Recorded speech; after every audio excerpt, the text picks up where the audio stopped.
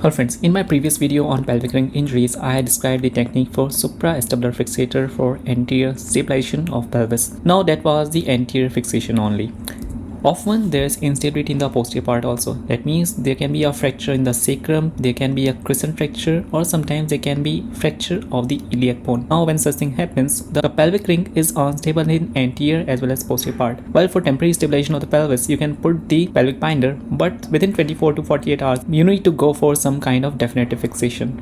And iliosacral screws and transsacral screws are the modalities that can be used for posterior stabilization, especially for the crescent fractures and fractures which are involving the sacrum. Now with that, the pelvic ring will become more stable as it is stabilized anteriorly as well as posteriorly. Sometimes the fracture patterns are quite simple, in which the anterior ring is already stable. It is only having the rami fracture, and the soft tissue attachments, the ligamentous attachment, they all are preserved, like in lateral compression injuries. In those scenarios, only posterior fixation is more than sufficient. But if there is anterior instability, definitely you have to go for some kind of anterior fixation, which will be anterior supraacetabular fixator for the temporary management, and in some cases definitive management also, like in case of open injuries, in case of local skin condition being compromised, which is preventing the open procedure. So in those scenarios, the supraacetabular fixator can be used. And the iliosacral and transsacral screws, they are placed in percutaneous manner. So even if the patient's skin condition is not okay, you can use a small window through the intact skin that can be used for placement of these screws. So we'll be understanding what are the basics of these screws placement. First of all, indications. So indications are quite broad. An injury which is compromising the stability of the SI joint or having fracture on the posterior part. Like here, anteroposterior compression injury is having disruption of the SI joint posteriorly. So in those scenarios, you can put iliosacral screws. Iliosacral screws will be placed from the ilium towards the sacrum. Now, purpose of iliosacral screw is to stabilize the sacroiliac joint. Those screws function as leg screws, like you get compression at the SI joint, and you should place those screws till at least middle part of the sacral vertebral body, because the bone here is dense trabecular bone and the hold here is going to be good. So if you want good hold and good compression at the SI joint, you want good hold here. Like the partially cannulated 7 mm cancer screw can be placed here. The threads will engage inside the body of the sacral segment. Same way here, while anterior stabilization is also needed, we have to stabilize posteriorly as well. In the lateral compression injuries, if the fracture is involving the sacrum, we need something more. That means we need transsacral screw. Transsacral screw will go from iliac bone towards the sacrum and has to cross the midline. Otherwise, if your fracture line is here, that means the sacral fracture, and your threads are engaging only this segment, the fixation is going to be unstable.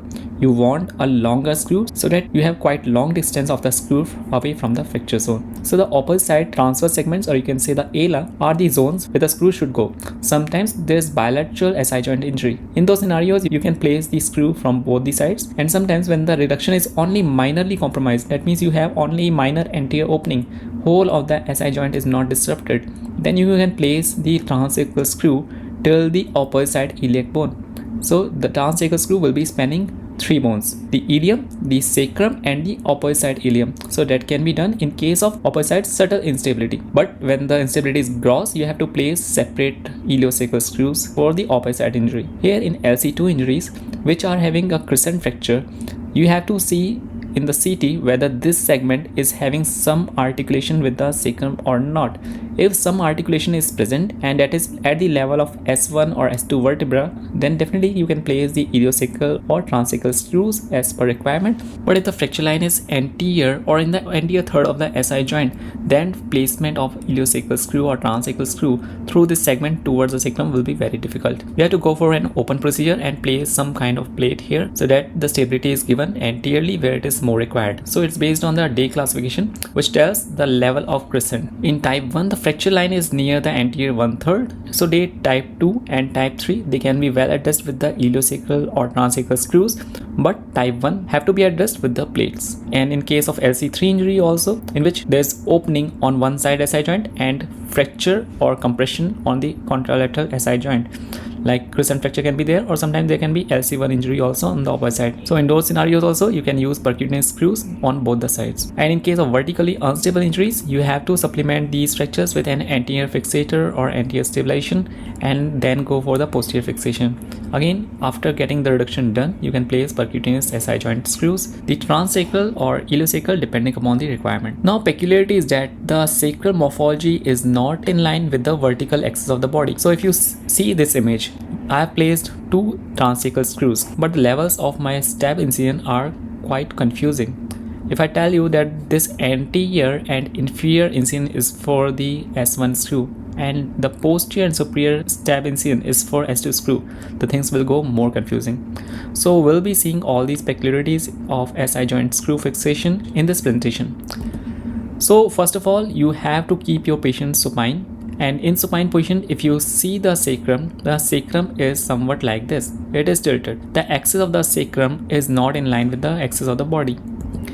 So when you check an AP view of the sacrum, we get an image like this. Now the problem with this image is that we are not sure about the bony corridor in which we want to place the screw. Second thing, the neural foramina here and here will not be visible on the X-ray because X-ray beams are not in line with the axis of these foramina. So what we need to do? We have to get a view which is perpendicular and axial to the sacrum. So this is the outlet view, which is actually the true AP view for sacrum. Here the beam is almost perpendicular to the sacral axis, so we'll get a view like this. Now you see we are able to appreciate the neural phenomena of S1 and S2 segment. So these are the zones where we commonly place screw, that means S1 and S2. The bony corridor is not adequate for placement of the screw in the S3 level. Now the importance of the outlet view is that you have to see the vertical position of your screws. Like here you see there's somewhat angulation of the S1 segment. The S1 segments to be angulated upwards. So placement of a screw like this may not be safe. It might be coming out of bone here. Probably the safe location will be somewhat like this or somewhat oblique like this if you are planning for transsacral screw. So that has to be kept in mind. We'll be going through all this in the coming slides. And the other part is the axial view. The axial view is important because you place the screws from the iliac bone towards the sacral body. You pass the ala, then go towards body, and when you are planning for transsacral, you go on the opposite ala as well. So you have to see this view. Your screw should be at least contained in this zone so that you are safely going inside the bony corridor. Now third thing, the lateral view. Now lateral view just gives you idea where your entry point should be. Your entry point should be at the level where you want to place a screw. Like if you have seen the 2D images and the sacral segment is perfectly aligned, it's not angulated like this like we have seen here, then you can put your guide pin somewhere here central, and sometimes posteriorly you will be able to see the neural canal as well, so you can see where your safe zone is. So you see this view, lateral view, and then place your guide pin and then check for the inlet and outlet views to confirm whether your guide pin is going in correct direction or not. And this is the normal way we do the lateral view of the sacrum. Now, as I told you, in this outlet view, the beam is perpendicular to the axis of the sacrum and we are getting a view like this. And then we are able to see whether the corridor for placement of transsacral screw is there or not. Now here, we are able to see that the bone is present on the top part as well as inferior part. So we should be able to place a transsacral screw here, but we'll have to see the 2D images as well, because we had concern regarding this bony corridor, whether this is angulate or it's just visible in the 3D image. There might be enough bony corridor here. We'll be seeing that in 2D images. So the purpose of the outlet view is to provide you the idea whether you have the osseous corridor above the neural phenomena or not. So here, based on 2D picture, we will be able to say that the bone is present on the top part as well as inferior part of the osseous corridor where we want to place the transsacral screw. This is another case.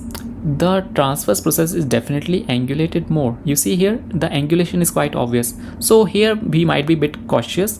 Again, we'll have to check for the 2D images whether the osseous corridor for transsacral screw is present or not. So here come the 2D images. Now for getting perfect 2D images, you have to create a plane which is in line with the sacral axis. You have to ask your radiologist to provide you cuts which are aligned according to the sacrum, or you can do that by yourself as well.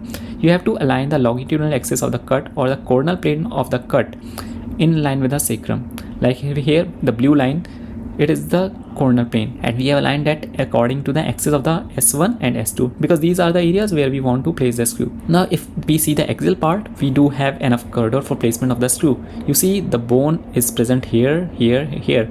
A straight screw can definitely be passed in this zone, so we have enough corridor for placement of the screw in this zone. And as you come to the corner cut, you are appreciate that some angulation is there, so you are a bit cautious now whether you'll be able to place the transsacral screw from here till here without compromising the neural foramina. So there are chances that you might come very close to the neural foramina. So we'll remain cautious intraoperatively. When we assess the intraoperative radiographs or fluoroscopic views, we have to see how close we are to the neural foramina. It may be possible to place the screw, but that will be a difficult one because a straight corridor for transsacral screw is not present here. So this thing is known as sacral dysmorphism. That means the first segment of the sacrum is a bit angulated, and because of that angulation, you will not be able to place the transsacral screw, or it will be a bit difficult, right? Now the other case. Here also we were a bit concerned that there is some angulation here, but we have to assess that in 2D image. So here we got the 2D image, again aligned along the plane of the sacrum. This red line is the coronal plane and this cut is the coronal cut.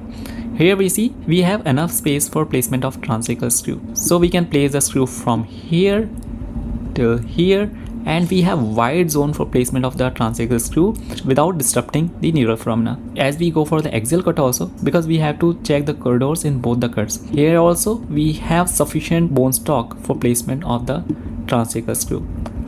In this image, while the transsacral screw might be difficult, it will be very easy to place the iliosacral screw. Like here, you have enough corridor for placement of the iliosacral screw. I told you iliosacral screw has to be placed from the iliac bone towards the central part of the vertebral body. So you can direct your trajectory like this. And if you want a longer screw, you want something which is close to transsacral, then you can definitely place an oblique screw. Like you can start from here and go till here and end somewhere here. If you want to span the overside sacrum as well, so that can be done on case-to-case basis. Now if you see this thing, now here obviously the sacrum is very much angulated. We are not able to appreciate any bone over this angulation part in the 3D cut. Now here what we have done, again we have aligned the cuts along the sacrum, and in corner cut we are able to appreciate that the corridor for screw placement is very narrow. Here it is impossible to place a transsacral screw because if we start the screw trajectory here, we want it to be straight like this and going towards the opposite sacral segment. It will not be possible to pass that screw from this S1 segment. Now this S1 segment is actually the lumbar segment which has become the part of sacrum. Again, this is the part of sacral dysmorphism in which the top part is angulated, and it is happening because the lumbar vertebra has fused with the sacrum, and because of that you will be able to find the disc space as well. Here you see the disc space is visible, here also the disc space is visible. So this dysmorphism is an indicator that some growth abnormality has occurred, and lumbar vertebra, the last lumbar vertebra or L5 vertebra, has become the part of sacrum now. And in some cases the S1 segment is also angulated, but when the angulation is quite high like this and you are able to appreciate the disc space, then definitely it is the sacralization of the lumbar vertebra. So you have to be aware only about the part that whether you are able to place the transsacral screw or not. If you are not able to get a transsacral corridor, that means the sacrum is dysmorphic, and if you are able to place without any difficulty, that means the sacrum is normal.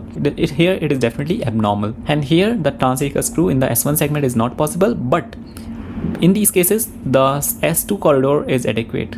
That means if this part is narrow, the body has compensated for that by giving you enough space in the S2 corridor. Like you see here, the transsacral screw can definitely be passed through the S2 segment. We'll be seeing in the axial cut also, that is also feasible, and mostly the S2 corridor is quite straight in the axial cut, unlike the S1. Here you see S1 is angulated in the axial cut also, so you will not be able to place the transsacral screw. Here it is going to hinder the neural canal as well.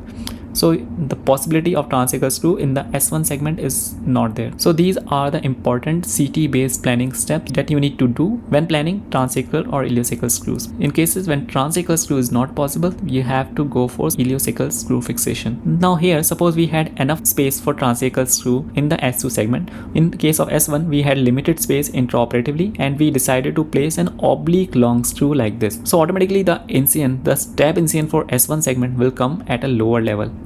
compared to the S2 level. S2 will be transsacral and it will be at a higher level. So that was the reason of peculiarity of my skin incision. They were not correlating with the vertical axis of the body, because often you have to place the screw for S1 segment at a lower level. So sometimes your starting level is at the level of S2, and then you go obliquely upwards to gain entry into the S1 corridor. Now when the sacral corridor is a bit angulated, like we have seen in the previous slide, it is angulated anteriorly as well as supra-inferiorly. Then you have to place an oblique screw for stabilization of the SI joint. This screw will be the iliosacral screw, and our trajectory will be like this. So these two cuts are telling you what kind of trajectory you want in inlet and outlet view. The inlet view trajectory will be somewhat like this. That means you have to start on the ilium and go towards a sacral vertebral body, and you have to angulate your guide wire anteriorly so that it is following the corridor here. And also, if you see here, the part here, the promontory of the sacrum is proud. Normally, if you see the sacrum, the top part is proud, and as we go downwards, there is bit flattening of the sacrum. So when getting the axial view, you have to ensure that the corridor that you are following is following the promontory or the most proud part of the vertebra that is visible. Again, that will be seen in the coming slide. So the CT based planning is helpful because you are able to appreciate that how much angulation you are going to do for placement of your guide fin when planning for iliosacral screw. And you will be more cautious of your skin incision, because here you see the S1 skin incision will be at a lower level compared to the S2. S2 will be coming severe here, because while in case of S1 it will be at a lower level. So your entry point should be near the S2 segment on the ilium when you check the lateral view. So your entry point for S1 segment will be starting from here. Then you will be going upwards in the outlet view. That means the view which shows you this plane. And in inlet view you have to angulate anteriorly. That means in the view which shows you this plane, the axial plane of the sacrum. Now case number 1. Now here this is an LC1 injury. The left side sacrum is disrupted. The SI joints are normal, and we plan for transsacral screws. Here the osseous corridor appears to be adequate. As we see here, there is enough space for placement of transsacral screw, and in S2 also we have enough space for placement of transsacral screw. If you have any doubt, you can definitely go for measurement of diameter of this corridor near the neural foramina. Then plan the screw sizes as well. So commonly we are using 6.5 mm or 7 mm screws. Now this was the corner cut. But when you see the axial cut, you see in S1 the vertebral body is bit angulated anteriorly. That is normal because mostly the S1 segment is bit proud anteriorly, but you have to see whether the corridor for screw placement is there or not. So you can definitely go for a straight screw from the left side towards the right side. Again, you can go for measurement also if you want to be double sure. This was the X-ray. The anterior disruption is there, but again the ring is stable anteriorly. The soft tissue attachments mostly remain preserved in these injuries. This is lateral compression 1 injury, LC1. Now we went for the lateral view. We have to overlap the iliocortical densities. The straight line you are seeing here is the junction between the sacral segment and the iliac bone. So this area represents the iliocortical density, and if you are breaching it, that means you are going anterior to the SI joint. That will be risking the injury to the L5 nerve roots. So that has to be avoided. You have to avoid breaching the ICD or iliocortical density when putting your entry guide pin. So your entry guide pin can come anywhere below this level. It has to be below this level, not here. So now we are marking the stab incision for placement of the screw. Now since we are planning for the transsacral screw, we are planning for a bit central position in this zone. So this is S1 and we are planning our screw entry somewhere here, which is below the ICD. Ideally, you have to get a view in which both the ICDs and greater sciatic foramen are overlapping. But for the safety part, you have to ensure that at least this part is overlapping, because sometimes when the SI joint has opened up or there's a fracture, it is very difficult to get a perfect view in which both of these parameters are overlapping. But at least this part should be overlapping. Minor rotation here will not be an issue. Now in position, you have to be critical about the position of the sacrum. You have to place a thick bolster under the sacrum so that the sacrum remains elevated. If you are not elevated the sacrum, then if your trajectory is a bit oblique and you are passing your guide pin in this direction, the table edge will hinder and you will not get enough space for placement of this guide wire. So you have to ensure when you are positioning the patient, you have placed a thick bolster under the sacrum and the sacrum remains elevated when you are placing the guide pin. Now when you check the lateral view, I will suggest you to go for the surface marking as well. What you do, you simply get a lateral view, then place a K-wire along the anterior margin of the sacrum in the lateral view. Then with the marker you draw the outline of the sacrum at least at the S1 and S2 segment. So you draw the outline like this. then you will be able to easily plan your skin incision as well. It's like if you have planned for the transsacral screw in the S1 segment, then your incision will start somewhere here. And if you have planned the S2 segment screw as well, then your skin incision for S2 segment will be lying somewhere here. It will not along the axis of the body, because I told you sacrum is a bit oblique and is not in line with the axis of the body. So you have planned your skin incision like this. But as I told you in the previous images also, if your S1 segment is a bit oblique and you are planning for iliosacral screw, then you have to position your first incision for S1 screw somewhere here, because you want to go a bit oblique, and you check in fluoroscopy also to confirm whether your position is correct or not. Now here we have placed the guide wire. Now only slightly penetrate the iliac bone so that you are able to play around the wire in inlet and outlet views. If you place a major part of this guide pin inside, then it will be very difficult for you to angulate the guide wire. So you have to ensure only few millimeters of this guide pin or guide wire have penetrated the iliac bone when checking the lateral view. And with that penetration, the wire will definitely remain stable when you go for the other views. And we were thinking that this wire is slightly posterior. So what we did, we placed another parallel guide pin which was more anterior. Now when we went for the inlet view, we are able to appreciate the sacrum like this. Now here what you are seeing, there are multiple lines that you are seeing here. A curved line here, a slightly less curved line here, and another line here. So it's a bit confusing which one is the S1 segment. So what you can do, you can try to get a better inlet view by tilting the fluoroscopic beam further horizontal, and when you do that, see what happens. Something like this happens. So you have to ensure that you get a good inlet view in which both S1 and S2 segment vertebral body are overlapping.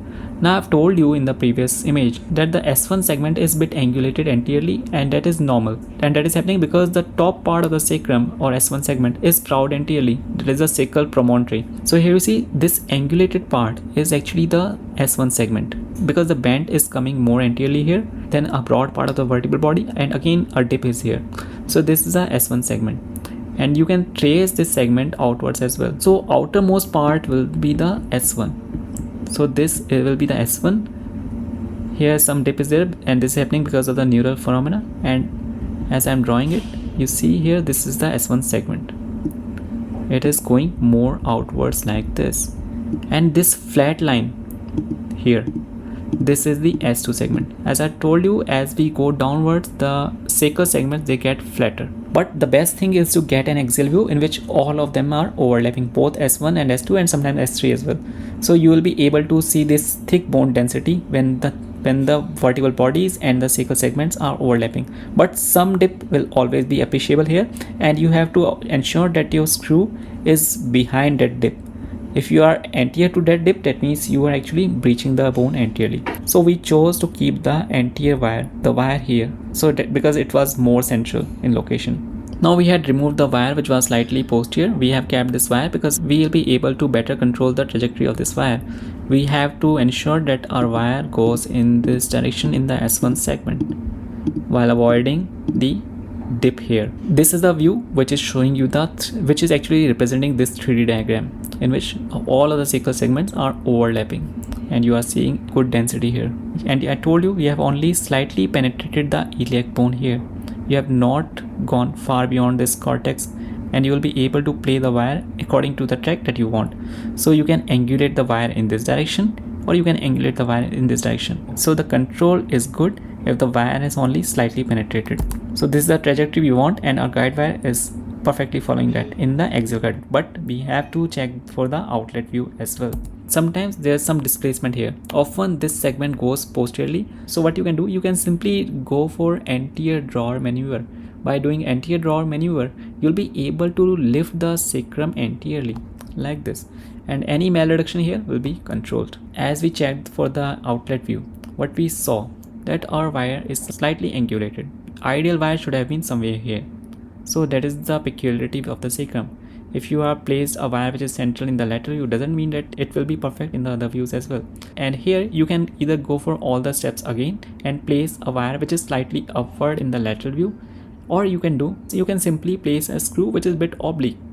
This screw will also solve the purpose of transsacral screw because it will be long one, and you need not to remove this wire. So it's up to you. The purpose is only the stabilization. a good looking screw is not your purpose. So you can definitely go for this screw as well. This was the outlet view I told. So in outlet view, when you are positioning your wire, earlier your wire is probably lying here. While visualizing the outlet view, you have to place your wire slightly more proximal and then see the outlet view again, whether the wire is following the trajectory or not. If you are going perfectly in the plane of the fluoroscopic beam, that means your movements are perfectly orthogonal to the fluoroscopic beam, then your screw will be in the desired location. That means the transsacral track, the straight transsacral track that you want. But here we can definitely accept that. And also sometimes there is vertical translation, that means this segment has gone upwards. Again, the traction in the same manner, the anterior drawer maneuver I told you, that will reduce the fracture here. The anterior drawer maneuver is going to reduce the fracture in two planes, in vertical plane and in axial plane. And you have to span this guide wire through the fracture line only when you have ensured that the alignment has been restored, like you have reduced the fracture here. Don't pass the wire before reducing the fracture. These are the two foramina visible, the S1 foramina, and your wire has to be away from this foramina to avoid injury to the neural structures. So we are passing the guide wire. We had accepted that oblique trajectory because it is going to solve the purpose, that means spanning the fracture. Simultaneously we have to check for the inlet view also, that we remain inside the corridor. So wire is going here, the vertebral body is here, we are safe in the zone, we are beyond the dip here, and this dip is on the opposite S1 segment. Again we are beyond this dip. So we are completely safe. So I told you the shape of S1 segment is like this. It goes like this. And it is more lateral compared to the S2. S2 will end somewhere here. So you see this joint line, this is the S2 segment. And this is more flat compared to the S1. So you are completely safe for the S1 segment. And in S2 segment, we will go for a similar trajectory. We have to ensure that the wire remains within this location. So we have placed the screw here and it is long enough to span the fracture. It is going on the opposite side of the vertebral body as well. And when you are tightening the screw, we have to ensure that this washer is perfectly seated on the bone. What you can do, you simply get an obturator view. So you have to rotate the C-arm like this. Then your fluoroscopic beam will be in line with the iliac bone. And you will be able to appreciate the outer table as well. In obturator view, you will be able to appreciate the outer table of the pelvis. And then if the washer is perfectly seated, you'll be able to see that the washer is parallel to the outer table. At that point you can stop. Otherwise, if the bone is osteoporotic and you keep on tightening, sometimes the screw may become loose and sometimes it may even penetrate the bone. So you have to ensure you are gaining hold till here only. So we have placed the S1 screw. Now we are going to place the S2 screw. Again, ideally you have to see a lateral view in which both the ICDs are overlapping. Here it is not overlapping and we are not concerned now because we have already placed the screw in S1 segment and our S2 screw is definitely going to be below the level of ICD. So these are the two ICDs, one ICD on the opposite side, one ICD on the other side. Minor disc space is visible here. And sometimes sclerotic bone is visible here when the disc space is not there, and we have to remain below that sclerotic level and place our guide fin. Now this is the difference I told you. This, if we check the axial cut of this same patient, the axial cut of S1 segment is like this. So this dip here is more proud in the S1 segment, while in case of S2 segment there is no dip, it is almost flat. Now we have placed the wire in the lateral view and now we are checking the inlet view. So the dip here, the more dip is the S1 segment and the flat part here is the S2 segment, right? The best thing I told you is to overlap both these rims. That will give you a perfectly safe zone. So here, if you try to mark the S2 segment, it is going here till here, till here, till here and ending here. And it is going like this. While in case of S1, it is going here. I told you S1 is more dip. S1 is having a dip here. So this dip part is actually the S1 and it is going here till here and like this. So this whole vertebra is S1. And as we trace this flattened vertebra, it is going here till here, till here, till here and till here. So this is the S2 segment. So best thing is to overlap both these rims in the axial view and then place the screw. If you are tracing these two rims also, then also you'll be safe. You have to ensure that you remain in the osseous corridor of the segment you want to place the screw inside. So our S2 trajectory is okay in axial view, and when we check the outlet view, again we are safe. This is S1 foramina and we are below it, and these are S2 foramina and we are above it. So it's perfectly safe. Now we are placing the guide wire and we are simultaneously checking the axial view also. Now you see again here, this dip is the S1 segment and this flattened part is the S2 segment, and we are completely safe. And this is a posterior most extent of the S1 and S2. This is the posterior most extent of the S1 here, the big one like this, and this is the posterior most extent of the S2, the smaller one going like this, and like this, and bit flat here. So we are perfectly safe. So this is just for your learning that in non-perfect axial views also you can trace the outline of the S1 and S2. S1 will be ending more lateral while S2 will be ending less lateral, because you see the S1 is having wider extent. So in axial view we are going to see a larger S1 which is going more laterally, while S2 will be ending less laterally. Here also the large segment which is ending here, the peripheral one, is the S1, probably some fracture is there, and this smaller segment which is ending here is the S2, the flattened one, right? You got the idea? So our screw is perfectly safe here. You have to ensure that the screw remains within this osseous corridor. So ideally you should get a view in which the S1 and S2 segments both are overlapping. Then you'll be double sure that you are going in correct trajectory. This is S1. Here we have a dip here because of the indentation, and the promontory is obviously proud compared to the alar segment. While in case of S2, the S2 vertebral body is a bit flat and only slightly proud.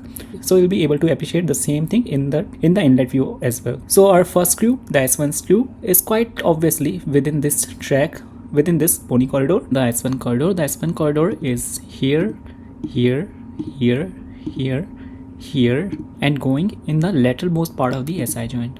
So this is the outline of S1 alar segment. It is going till here, right? And on the opposite side also you can trace the outermost joint line area is representing the S1 segment. Here, here, here, here, and then following this indentation here, probably there's a fracture, some irregularity can be seen. Then this indentation, the indentation I told you, which is present in the CT as well, this, and the proud vertebral body here. So this is the outline of S1. While in case of S2 it is obviously flat, and we see here this flat line. This is representation of S2 segment. Now our second wire is obviously going in the safe zone, which is guided by this red dotted line, and S2 lateralmost part is somewhere here. You see there are two joint lines, one is here and another one is somewhere here. Here you see there's an outline here, here, and here the second outline, probably somewhere here. So we are quite safe. Now our guide wire is going in this direction, so obviously it is still safe. And this part, this triangular part, is the neural canal. We have to avoid going in this region. It is guarded by the posterior elements here, quite visible here, like this. So you have safe zone till here. Best is to keep your guide wire in line with the anterior extent. You have to keep your wire in the anterior extent. And best thing I've told you in the initial inlet view, to get a view in which both the vertebral bodies are overlapping each other. So our guide wire is quite obviously within the extent of S2, and this is the posterior margin of S2 here, and this is the posterior margin of S1. You got it? So the two views are sufficient to tell you whether your screw or guide wire is going in appropriate direction or not. The margins of S1 and S2 on the posterior side. So here we have placed the screw. The screw is well contained within the anterior margins of S1 and S2 and posterior margin of S1 and S2. So both the screws are ending well within the bone on both the sides.